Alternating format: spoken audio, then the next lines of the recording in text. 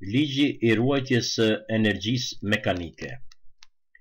Kemi sqaruar se energjia mekanike është e përbërë nga energjia potenciale dhe energjia kinetike. Kemi thënë po ashtu se energjia potenciale paraqet prodhimin e masës së trupit, nxitimit të rëndësisë së tokës dhe lartësisë ndaj ndonjë niveli të cilin e krahasojmë. Derisa energjia kinetike është e barabartë me 1/2 masa herë shpejtësia në katror.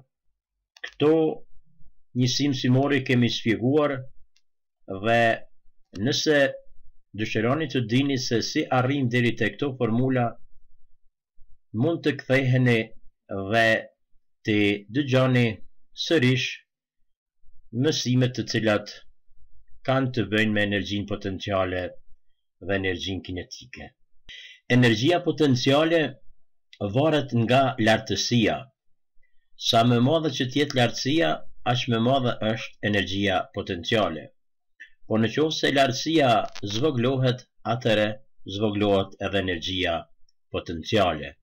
Kështu që kriter I ndryshimit të energjisë potenciale është lartësia e një trupi, sepse masën ai trup e ka konstante dhe nuk ndryshon masa e trupit, edhe nëse ato ngritem në një lartësi prej 5 metrave, apo e ulëm nga një lartësi 10 metra, që gjithashtu edhe nxitimi I rëndësisë së tokës në lartësi të vogla dhe në një vend të caktuar është I pandryshueshëm, është konstant, që do të thotë se energjia potenciale varet nga ndryshimi I lartësisë.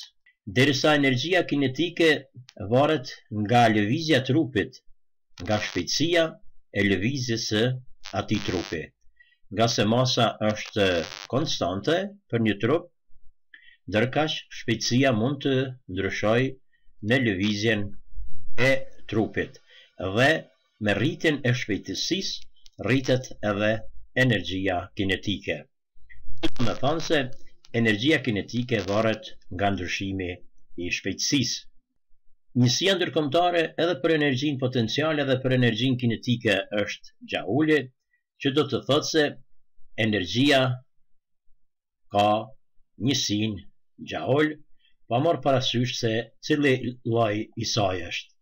Që të sqarojmë ligjin e ruajtjes së energjisë mekanike, që ka të bëjë me energjinë potenciale dhe energjinë kinetike, ne do t'i referohemi një shembulli të cilin po shohim në figurë të cilin e kemi paraqit. Në këtë figurë kemi marrë një sferë të cilën e kemi vendosur në një rrafsh dhe kjo sferë në këtë moment nuk është në lëvizje, prandaj shpejtësia e saj themi është e barabartë me 0. Por shohim se rrafshi do të vjen duke u pjercuar te poshtë dhe ndaj sferës që është në këtë pikën do të themi B, e kjo pozitë e sferës le të jetë pozita fillestare A, është një nivel që mund të themi se është në një lartësi ndaj sferës e cila ndodhet në pozitën B. Dhe siç shihet, kjo është lartësia maksimale e sferës që është në pozitën A, derisa në pozitën B mund të themi se ajo lartësi ndaj këtij niveli është 0. Në qoftë se trupi nuk është duke lëviz, atëherë energjia kinetike e tij është 0. Gjithashtu, në qoftë se trupi nuk është I ngritur në një lartësi ndaj ndonjë niveli që e krahasojmë, atëherë energji potenciale ai trup nuk do të ketë. Në pjesën e dytë do të vazhdojmë me këtë shembull, në të cilën do të sqarojmë lëvizjen e trupit, ku shpejtësia do të rritet dhe do të shohim se lartësia vjen duke u zogluar dhe do të sqarojmë se çfarë do ndodh në energjinë potenciale dhe energjinë kinetike.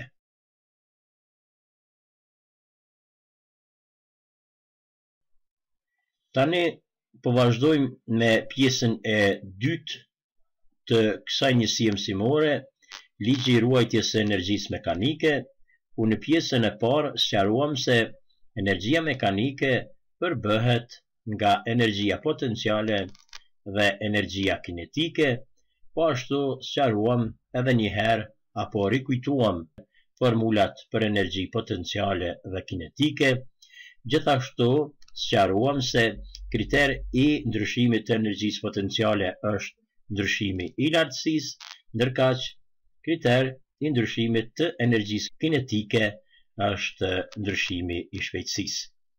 Filluam me shembullin e një sfere, e cila është vendosur në pozitën A, dhe në këtë pozitë sfera është në qetësi, që do të thotë se shpejtësia e saj është 0.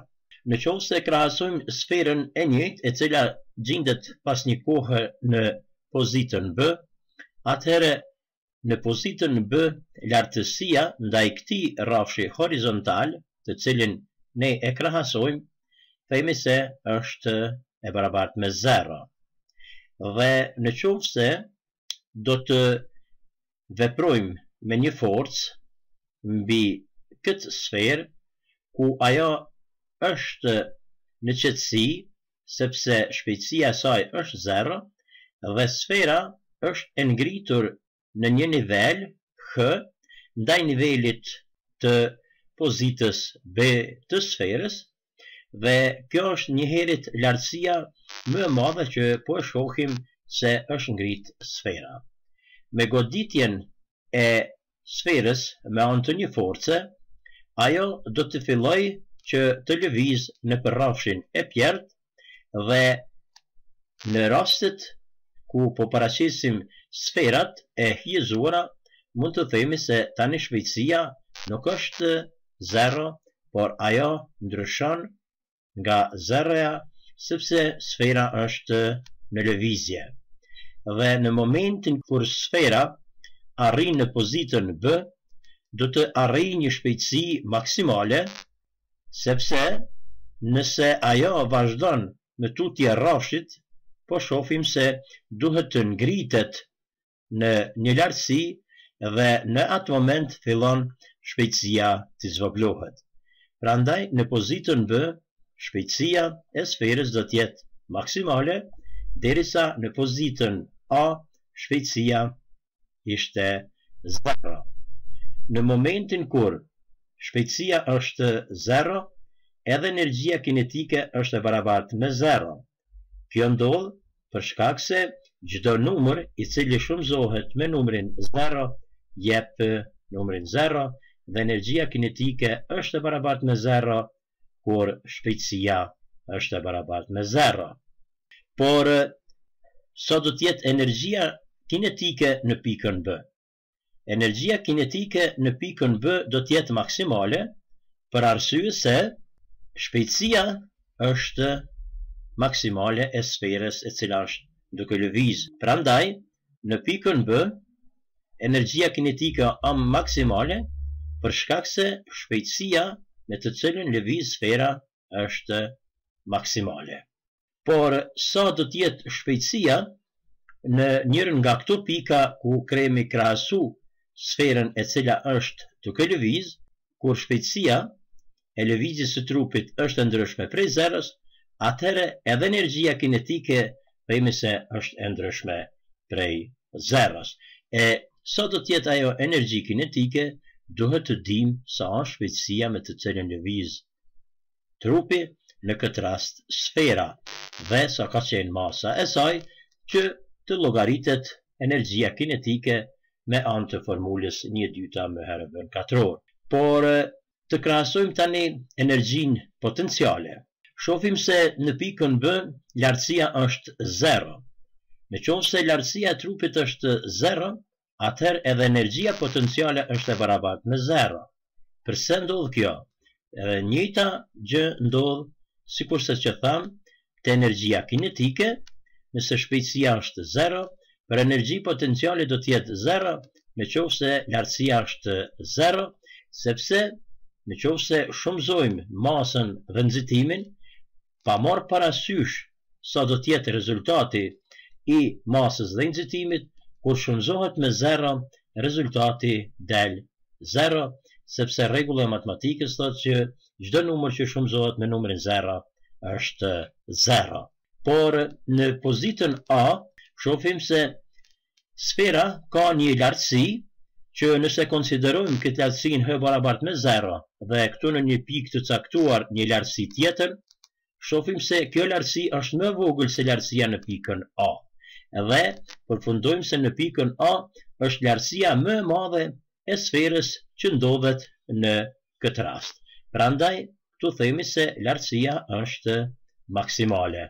Nëse në pikën A lartësia është maksimale, atëherë edhe energjia potenciale do të jetë maksimale, sepse lartësia është maksimale. Pra kur lartësia është maksimale, energjia potenciale është po ashtu maksimale. Në rastin kur shpejtësia është 0, atëherë energjia kinetike është 0. Dhe në rastin e treguar kur shpejtësia është e ndryshme prej 0-s, energjia kinetike është po ashtu e ndryshme prej 0-s. Këtu trupi në këtë pikë ka shpejtësi, po gjithashtu ka edhe lartësi, e cila lartësi është po ashtu e ndryshme prej 0-s dhe energjia potenciale po ashtu është e ndryshme prej 0-s. Në pikën A, trupi ka shpejtësi 0.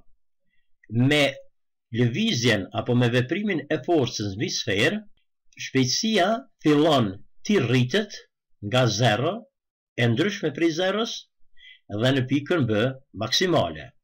Që do të thotë se nga pozita A deri në pozitën B, shpejtësia e trupit vjen duke u rrit, ndërkaq lartësia që ka qenë maksimale në pikën A, duke shkuar në pikën B, vjen duke u zvoglu. Që do të thotë se kur shpejtësia vjen duke u rrit, atëherë lartësia shkon duke u zvoglu. Dhe rritja e shpejtësisë sjell rritjen e energjisë kinetike, ndërkaq zvoglimi i lartësisë sjell në zvoglimin e energjisë potenciale. Që do të thotë se këto dy madhësi, nëse njëra rritet, tjetra zvoglohet dhe arasjelltas, por gjithmonë shuma e këtyre dy energjive është konstante, që mund të shkruajmë energjia potenciale plus energjia kinetike është e pandryshueshme apo është konstante. Kjo paraqet ligjin e ruajtjes së energjisë mekanike, të cilin ligj mund ta definojmë edhe në këtë mënyrë. Në të gjitha proceset natyrore, energjia mekanike as nuk krijohet, as nuk humbet, por vetëm përcillet ose shndrohet prej një trajte në trajtën tjetër.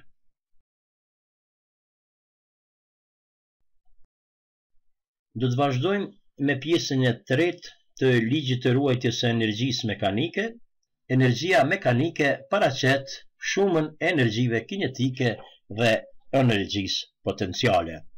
Apo si definicion i energjisë mekanike mund të themi se në të gjitha proceset natyrore, energjia mekanike as nuk krijohet, as nuk humbet, por vetëm përcillet ose shndrohet prej një trajte në trajtën tjetër.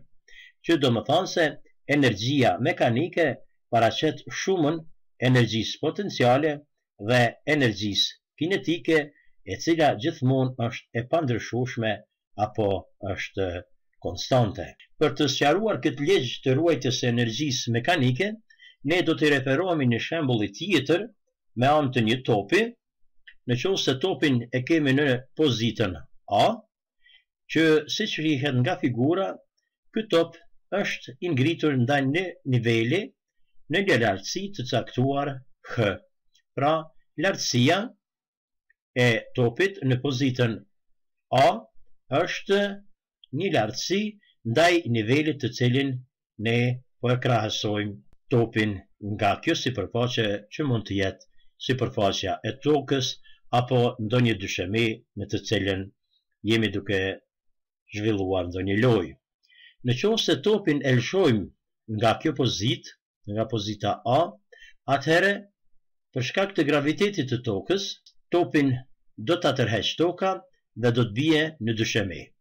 Në momentin e goditjes së dyshemes, supozojmë pozita B e topit pak të hizuar për të dalluar se është i njëjti trup, dim që ai do të rikthehet dhe do të filloj të lëviz vertikalisht përpijet topi për të kthyer pastaj në pozitën A apo edhe në ndonjë pozitë tjetër që nuk do të thotë se mund të arrijë te pozita A, po mund të themi në një pozitë tjetër të caktuar, për shembull pozita C. Po marrim shembull se topi është kthy në këtë pozitë kur e ka godit dyshemen, pastaj është rikthy. Këtu do të sqarojmë se si do të vjen ndryshimi i energjive potenciale dhe kinetike.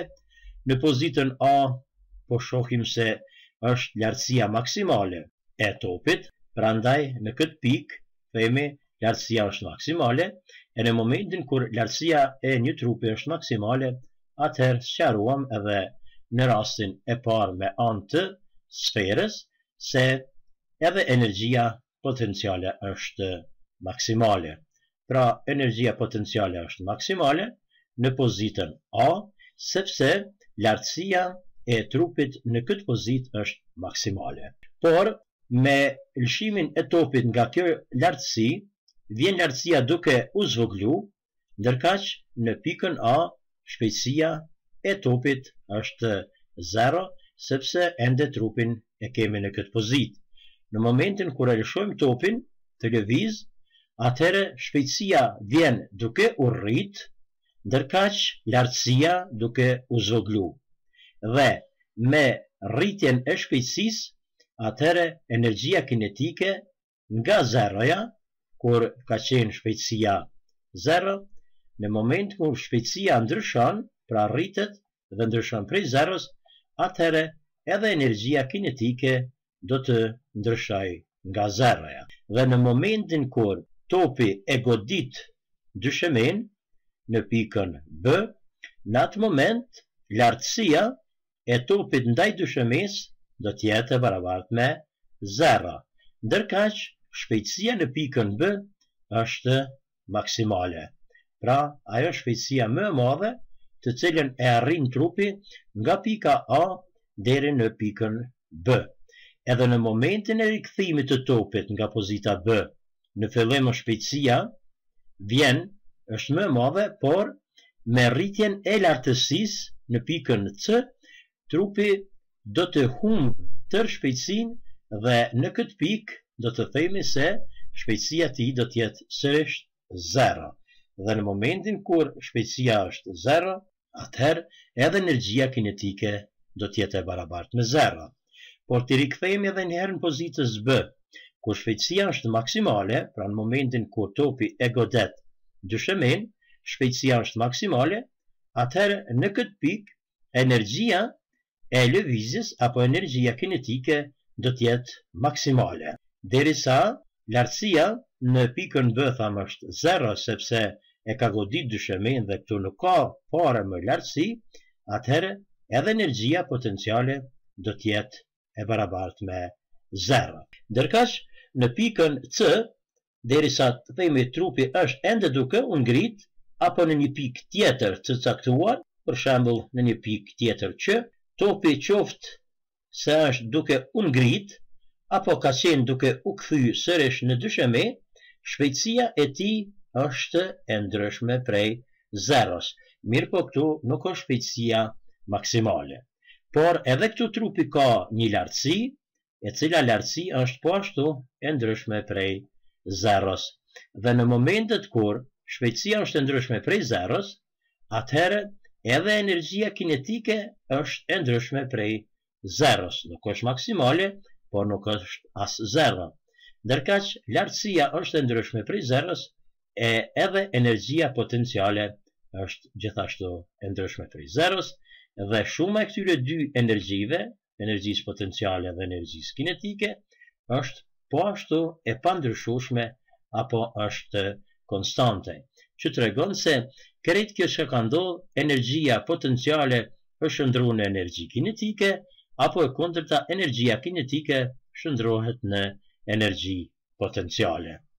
Dhe kjo tregon edhe një herë definicionin e ligjit të ruajtjes së energjisë mekanike, që thamë se në të gjitha proceset natyrore, energjia mekanike as nuk krijohet as nuk humbet, por vetëm përcillet ose shndrohet prej një trajte në trajtën tjetër.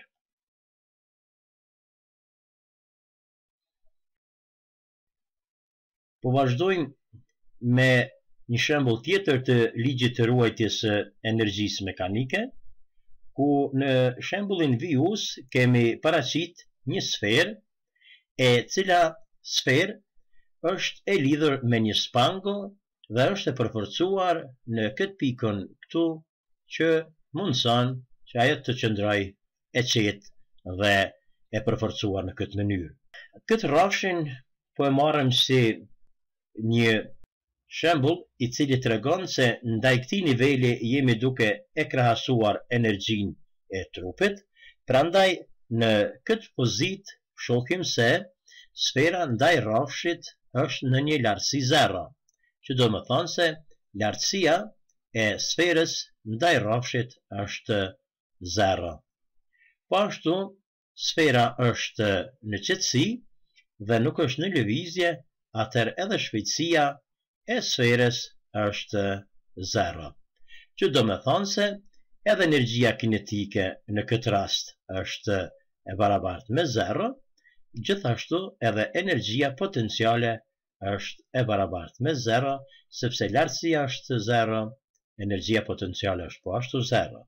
Kur shpejtësia është zero, edhe energjia kinetike është zero. Në qoftë se e lëvizim sferën në një rënam, supozojmë se me dorë do ta marrim sferën dhe do ta zhvendosim nga kjo pozitë për ta sjellë në një pozitë tjetër të sferës, që tani do të jetë ajo pozita e sferës, për shembull, do ta shkruajmë pozitën A. Në këtë pozitë, kur kemi sjellë sferën ndaj nivelit të cilin po e krahasojmë, shohim se ma nuk është ajo lartësia të cilin lartësi po shënojmë me H. Pra kjo është një lartësi e sferës e cila është ngritur nga niveli apo nga një dysheme të cilën e krahasuam në figurën paraprake. Dhe në këtë pozitën A, trupi ka një lartësi, por supozojmë se jemi duke majt ende me dorë, atëherë themi se shpejtësia tani në pozitën A është zero. Por pozita A tregon se sfera është ngritur në një lartësi që shohim se kjo lartësia maksimale të cilën tani sfera e ka arrit. Në qoftë se kemi fitu lartësinë maksimale dhe po shohim se nga pozita kur ka qenë në pozitën 0, që lartësia ishte 0, tani shohim se derisa trupi është sjellë nga pozita 0 në pozitën A, lartësia është maksimale. Supozojmë se sfera nuk do të shkojë në drejtim në këtë drejtim, por do të ndërpritet kjo pozitë dhe këtu presim që tani sferën ta lëshojmë. Po në këtë pozitë lartësia është maksimale dhe kur lartësia është maksimale, kemi sqaruar se energjia potenciale është maksimale. Pra energjia potenciale është maksimale në rastet kur lartësia është maksimale. Por në rastet kur shpejtësia është 0, në këtë rast sfera ende qëndron e kapur me dorë dhe shpejtësia është 0, atëherë energjia kinetike është 0. Këtë kemi sqaruar mirë në pjesën e parë të kësaj njësie mësimore, ku thamë se energjia kinetike është 0 në momentin kur trupi nuk është në lëvizje, pra është në qetësi, dhe kur shpejtësia është 0, energjia kinetike është 0. Dhe gjithashtu, kur lartësia është 0, trupi ka energji potenciale 0, për shkak se çdo numër që shumëzohet me 0 jep 0. Sikurse që shpejtësia nëse është 0, çfarëdo numri, çfarëdo masë që të ketë trupi kur ta pjesojmë me 2 dhe ta shumëzojmë me 0, rezultati sërish është 0. Dhe gjithashtu, kur lartësia është 0, çfarëdo rezultati që të fitojmë nga prodhimi i masës dhe i nxitimit, shumëzuar me 0 është po ashtu 0. Dhe këtë e kemi sqaruar pra në këtë pjesë që shpresoj se tashmë e keni shumë të qartë, pse energjia kinetike është 0 kur shpejtësia është 0. Dhe në rastin kur lartësia e sferës ishte në këtë pozitë 0, gjithashtu energjia potenciale thamë është 0. Dhe tani presim që sferën ta lëshojmë. Në qoftë se lëshojmë sferën, ajo për shkak të gravitetit të tokës, që don të shkojë në qendrën e tokës apo në sipërfaqen e saj, peri ka një forcë me të cilën nuk e lejon të shkojë vertikalisht e poshtë, atëherë si rezultat i kësaj, sfera do të fillojë të kthehet në pozitën fillestare, pra në pozitën 0, të cilën e kemi sqaruar në figurën paraprake. Pra këtu do të kthehet sfera dhe tani më sferën mund ta vizatojmë me viza të ndërprera, që do të themi se këtu do të arrijë sfera që për neve tash do të jetë kjo pozita B, sepse sfera nga pozita 0 ka shkuar në pozitën A, pastaj kthehet në pozitën B. Por kur të kthehet në pozitën B nuk do ndalet sfera, por do të vazhdoj me lëvizje dhe do të sqarojmë pastaj se çfarë do të ndodhë me lartësinë dhe me shpejtësinë. Shpejtësia në pozitën A është 0. Në momentin kur lëshohet nga pozita A, sfera për të arritur në pozitën B, shpejtësia vjen duke ju rrit. Pra shpejtësia nga pozita A, që ishte 0, në një pozitë tjetër do të jetë e ndryshme prej 0-s, ndërkaq në pozitën B do të jetë një shpejtësi maksimale, sepse nga pozita B për të arritur të pozita tjetër C, të cilën këtë pozitë e kemi në rastin tjetër të figurës, atëherë shpejtësia vjen duke u zvoglu, prandaj në pozitën B shpejtësia është maksimale. Kur shpejtësia është maksimale, atëherë edhe energjia kinetike është maksimale. Nëse vazhdon sfera të lëviz në pozitën tjetër C, siç e kemi tani në këtë rast, atëherë sfera do të vjen duke ju zvogluar shpejtësia, ku në pozitën C sërish do të kemi një shpejtësi 0, por kemi një lartësi që është lartësi maksimale, sikurse që ishte në pozitën A. Dhe në pozitën C sërish kemi energjinë kinetike 0, ndërkaq energjinë potenciale kemi maksimale, sepse në këtë pikën C, lartësia e sferës është maksimale, sikurse që ishte në pozitën A dhe energjia potenciale është maksimale. Në një pozitë tjetër, kur fillon sfera të kthehet sërish nga pozita C, për të kthyer në pozitën B apo në pozitën fillestare, dhe po supozojmë se këtu kemi fiksuar sferën duke lëviz, pra duke u kthy nga pozita C, apo është duke u ngrit në pozitën C, këtu sfera ka një shpejtësi, por ajo shpejtësi nuk është maksimale, por gjithashtu nuk është as 0, dhe kjo shpejtësi themi është e ndryshme nga 0. Gjithashtu në këtë pozitë, le të jetë kjo pozita Q, sfera është në një lartësi, por kjo lartësi tani është më vogël se lartësia në pozitën C, por gjithashtu është më e madhe se lartësia 0 që ishte në pozitën 0, ku lartësia thamë është 0, atëherë trupi themi se ka një lartësi e cila nuk është 0, por gjithashtu as nuk është maksimale, dhe themi se është ndryshme prej 0-s. Dhe kur këto janë të ndryshme prej 0-s, atëherë edhe energjia kinetike është e ndryshme prej 0, përkatësisht edhe energjia potenciale është e ndryshme nga zero. Edhe ky shembull sqaron ligjin e ruajtjes së energjisë mekanike, që paraqet shumën e energjive potenciale dhe energjive kinetike, që është gjithmonë e pandryshueshme apo konstante, e ligji për ruajtjen e energjisë mekanike përkufizohet në këtë mënyrë. Në të gjitha proceset natyrore, energjia mekanike as nuk krijohet e as nuk humbet, por vetëm përcillet ose shndërrohet prej një trajte në trajtën tjetër.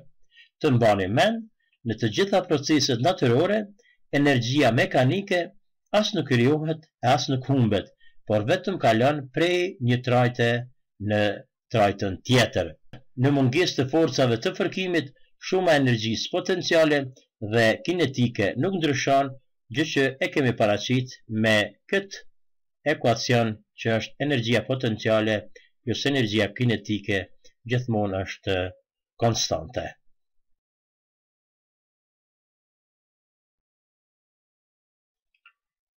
Do të zgjidhim një detyrë numerike që ka të bëjë me ligjin e ruajtjes së energjisë mekanike, të cilën detyrë morëm nga teksti i fizikës së klasës së 8 në faqen 48, dhe kjo detyrë ka këtë tekst. Në figurën vijuese të cilën do ta shohim, një djalosh i cili gjendet në një lartësi h nga sipërfaqja e tokës, prej nga e hodh një guri në lum. Pra figura e kësaj detyres është kjo këtu, ku shihet një djalosh i cili ndodhet në një lartësi mbi nivelin e lumit, ai hudh një guri në lum. Do të vazhdojmë me tekstin dhe kërkesat e detyrës nën A. Nëse djaloshi gjendet në lartësinë 10 metra nga sipërfaqja e lumit, kurse masa e gurit është 500 gram, çfarë energjie potenciale ka guri? Pra, rastin e parë duhet të gjejmë energjinë potenciale të gurit, i cili ka një masë prej 500 gramve, dhe ai guri lëshohet nga lartësia 10 metra ku qëndron djaloshi mbi nivelin e ujit. Derisa nën B kërkohet, nëse guri lëviz me shpejtësi 4 metra për sekond, sa do të jetë energjia kinetike? Pra, nën B do të kërkojmë të llogaritim energjinë kinetike të gurit në qoftë se ai lëviz me shpejtësi 4 metra për sekond nga lartësia të cilën e hudh djaloshi mbi sipërfaqen e ujit. Dhe nën C, sa është energjia potenciale e djaloshit, masa e të cilit është 45 kg. Pra masa e djaloshit është 45 kg në lartësinë 10 metra. Duhet të llogaritim energjinë potenciale të djaloshit ku ai ka masën 45 kg dhe gjendet në lartësinë 10 metra nga niveli i lumit. Kështu, detyrën e kemi të ndarë në 3 pjesë, prandaj do të provojmë që të zgjidhim secilën veç e veç në mënyrë që të arrijmë të njësojmë energjinë potenciale të gurit, energjinë kinetike të gurit derisa lëshohet nga lartësia prej 10 metrave, dhe së fundmi kemi të njësojmë energjinë potenciale të djaloshit i cili gjendet në bregun e lumit.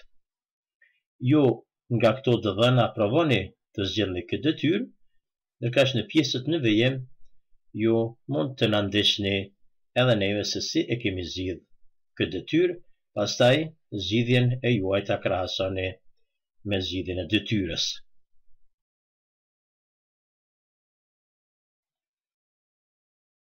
U vazhdojmë me pjesën e dytë të kësaj detyre, ku thamë se duhet të njësohet energjia potenciale e gurit me mas 500 gram, prandaj ne do t'i shkruajmë të dhënat nga teksti të cilin sapo e lexuam në mënyrë që pastaj të fillojmë me zgjidhjen e kësaj detyre. Pra, në fillim nga teksti do të nxjerrim të dhënat e detyrës. Dhe ato janë: lartësia që është dhënë është 10 metra. Pra kjo lartësi shfrytëzohet edhe për gurin edhe për djaloshin. Masa e gurit është 500 gram. Pra shkruajmë masën e gurit 500 gram. Dhe shpejtësia me të cilën lëviz guri në momentin kur djaloshi e hudh, atë është 4 metra për sekond. Dhe kemi një masë tjetër, po tani kemi masën e djaloshit, që mund të shënojmë këtu masën M2, që është 25 kg, pra 45 kg, dhe kemi të njësojmë energjinë potenciale të gurit, energjinë kinetike të gurit gjatë lëvizjes, pra në B, ndërka që ne patëm energjinë potenciale të gurit, dhe në C kemi të njësojmë energjinë potenciale të djaloshit. Energjinë potenciale të djaloshit, të cilën do të shkruajmë me energji potenciale D. Në fillim do të kontrollojmë të dhënat. Lartësia është dhënë në metra dhe njësia ndërkombëtare e lartësisë është metri. Masa e gurit është dhënë në gram, që gram duhet t'i shndrojmë në kilogram.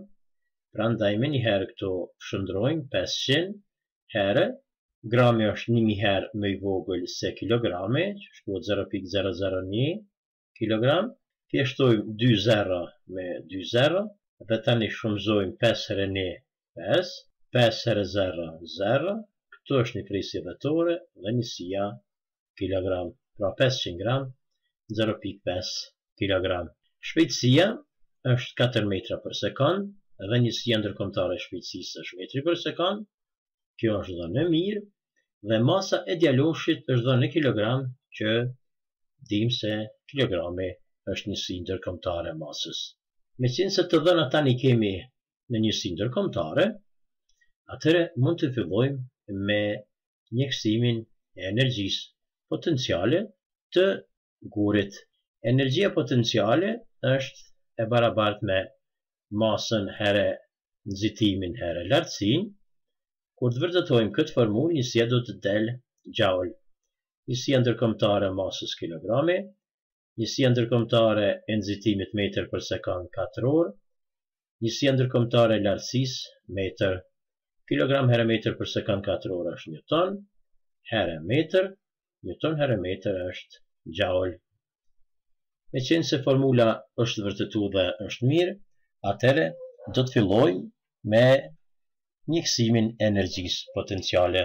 Energjinë potenciale do ta shkruajmë edhe një herë me formulën SI më herë G herë H. Masa e gurit ishte 500 gram, që kur atë kthyem në kilogram ishte 0.5 kilogram, herë nxitimin e rëndësisë së tokës mund ta marrim 10. Meqense dim se nxitimi i rëndësisë së tokës është në vende të ndryshme i ndryshëm, në detyrën tonë mund ta marrim 9.81, sepse kjo vlerë e nxitimit është parapërsisht në gjerësinë gjeografike 45 shkallë, prandaj ne marrim 9.81. Në pole është 9.83, kurse në ekuator 9.78. Herë, lartësia është 10 metra. Dhe këtu mund të shumëzojmë 10 me 0.5, ndoshta është me lehtë, apo të thjeshtohet, dhe dim sa është 5, pra 10 herë 0.5 është 5, here 9.81, kilogram here metër për sekund katror është newton, here metër, barazi, shumëzojmë 5 here 1, 5, 5 here 8, 20 apo 40, 0 4 men, 5 here 9, 45 edhe 4, 49, dhe këtu vjen një prisje dhëtore, newton here metër gjaul, 49.05 gjaula, e po të kishë marrë nxitimin 10, atër ky rezultat do të ishte 50 gjaula. Pra ka ndryshim 49.05 gjaula, por sikur kjo detyrë të bëhej në ekuator, sigurisht se rezultati do të ishte i ndryshëm nga 49.05 gjaula. Prandaj, në këtë detyrë mund të përfundojmë se energjia potenciale e gurit, kur ai ndodhet në dorën e djaloshit, ende pa e hudhur atë, ka një energji potenciale prej 49.05 gjaula apo 49.05 gjaula.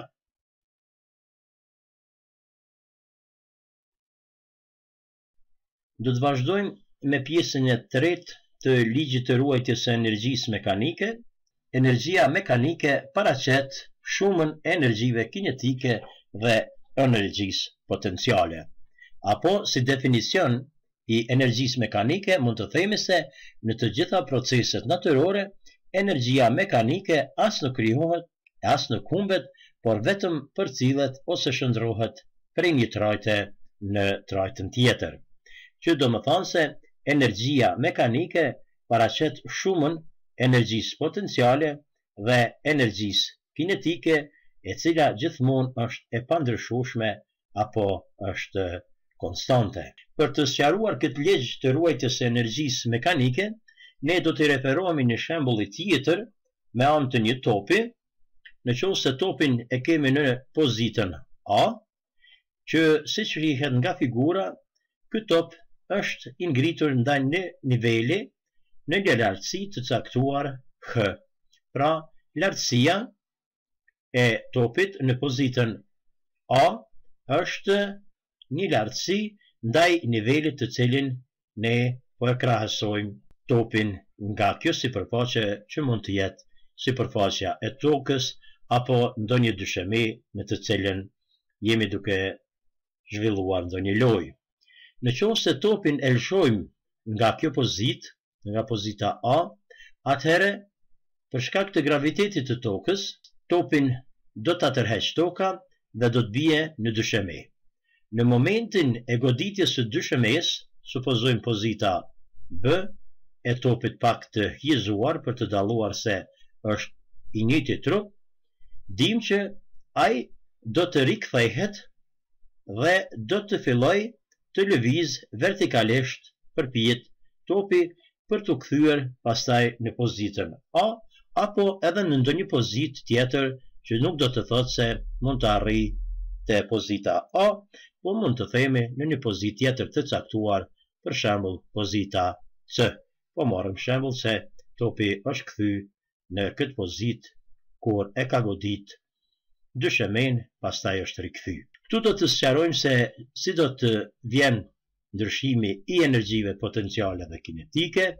Në pozitën A po shohim se është lartësia maksimale e topit, prandaj në këtë pikë themi lartësia është maksimale, e në momentin kur lartësia e një trupi është maksimale, atëherë sqaruam edhe në rastin e parë me anë të sferës se edhe energjia potenciale është maksimale. Pra, energjia potenciale është maksimale në pozitën A, sepse lartësia e trupit në këtë pozitë është maksimale. Por, me lëshimin e topit nga kjo lartësi, vjen lartësia duke u zvoglu, ndërkaq në pikën A, shpejtësia e topit është 0, sepse ende trupin e kemi në këtë pozitë. Në momentin kur e lëshojmë topin të lëviz, atëherë shpejtësia vjen duke u rrit, ndërkaq lartësia duke u zvoglu. dhe me rritjen e shpejtësisë, atëherë energjia kinetike nga zeroja, kur ka qenë shpejtësia 0, në moment kur shpejtësia ndryshon, pra rritet dhe ndryshon prej zeros, atëherë edhe energjia kinetike do të ndryshoj nga zeroja. Dhe në momentin kur topi e godit dyshemen në pikën B, në atë moment lartësia e topit ndaj dyshemes do t'jetë e barabartë me 0, ndërkaq shpejtësia në pikën B është maksimale. Pra, ajo shpejtësia më e madhe të cilën e arrin trupi nga pika A deri në pikën B. Edhe në momentin e rikthimit të topit nga pozita B, në fillim shpejtësia është më e madhe, por me rritjen e lartësisë në pikën C, trupi do të humbë tërë shpejtësinë dhe në këtë pikë do të themi se shpejtësia ti do t'jetë sërish 0. Dhe në momentin kur shpejtësia është 0, atëherë edhe energjia kinetike do t'jetë e barabartë me 0. Por të rikthejmë edhe njëherë në pozitës B, kur shpejtësia është maksimale, pra në momentin kur topi e godet dyshemen, shpejtësia është maksimale, atëherë në këtë pikë energjia e lëvizjes apo energjia kinetike do t'jetë maksimale. Derisa lartësia në pikën B thamë është 0, sepse e ka godit dyshemen dhe këtu nuk ka fare më lartësi, atëherë edhe energjia potenciale do t'jetë e barabartë me 0. Ndërkaq në pikën C, derisa të themi trupi është ende duke u ngrit, apo në një pikë tjetër të caktuar, për shembull në një pikë tjetër që topi qoftë se është duke u ngrit, apo ka qenë duke u kthy sërish në dysheme, shpejtësia e tij është e ndryshme prej 0-s. Mirë po këtu nuk është shpejtësia maksimale. Por edhe këtu trupi ka një lartësi, e cila lartësi është po ashtu e ndryshme prej 0-s. Dhe në momentet kur shpejtësia është e ndryshme prej 0-s, atëherë edhe energjia kinetike është e ndryshme prej 0-s. Nuk është maksimale, por nuk është as 0. Ndërkaq lartësia është e ndryshme prej 0-s, edhe energjia potenciale është gjithashtu e ndryshme prej 0-s, dhe shuma e këtyre dy energjive, energjisë potenciale dhe energjisë kinetike, është po ashtu e pandryshueshme apo është konstante, që tregon se krejt kjo që ka ndodhur, energjia potenciale është shndruar në energji kinetike, apo e kundërta, energjia kinetike shndrohet në energji potenciale. Dhe kjo tregon edhe një herë definicionin e ligjit të ruajtjes së energjisë mekanike, që thamë se në të gjitha proceset natyrore, energjia mekanike as nuk krijohet e as nuk humbet, por vetëm përcillet ose shndrohet prej një trajte në trajtën tjetër.